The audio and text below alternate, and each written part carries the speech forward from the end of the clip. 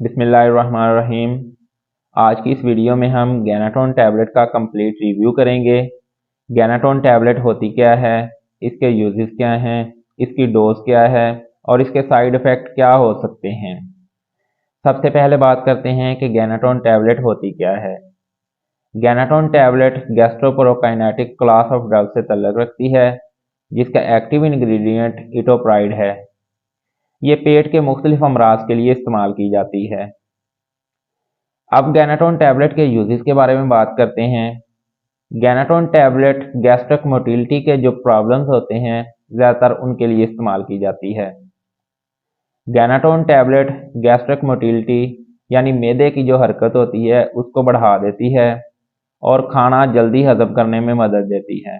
Gastroesophageal reflux disease, जिसमें मैदे से एसिड ग़िज़ा की नाली की तरफ जाना शुरू हो जाता है, तो उस कंडीशन में गैनाटोन टैबलेट यूज़ होती है। पेप्टिक अल्सर यानी मैदे का जो अल्सर होता है उसमें भी गैनाटोन टैबलेट यूज़ होती है।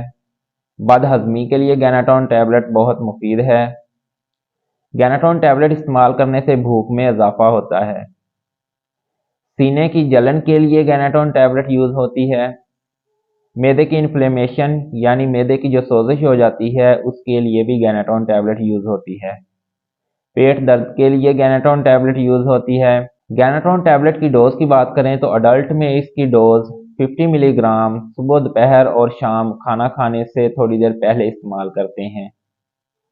गैनाटोन टैबलेट के साइड इफ़ेक्ट की बात करें तो इसके जो कॉमन साइड इफ़ेक्ट देखने में आते हैं तो उनमें कभी कभार लूज मोशन हो सकते हैं, कब्ज़ हो सकती है या कभी कभार जिगर के एंजाइम्स ज़्यादा हो सकते हैं।